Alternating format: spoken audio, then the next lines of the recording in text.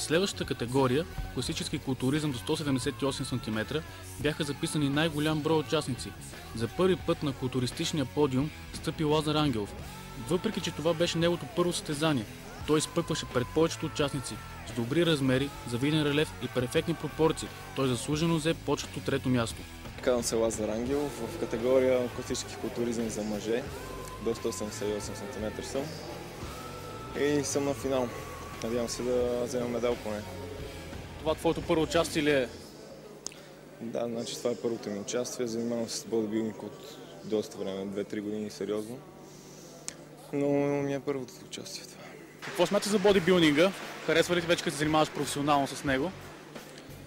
Ами като цяло ми харесва като спорт, само че лошото е, че в България влагаш много средства, усилия, пари, а няма възвръщаемост.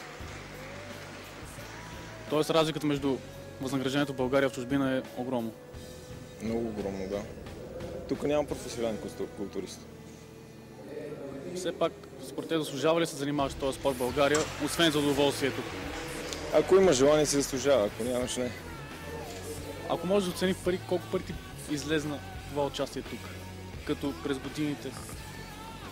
Ако го сметна, може всичките години към 20 000 лева.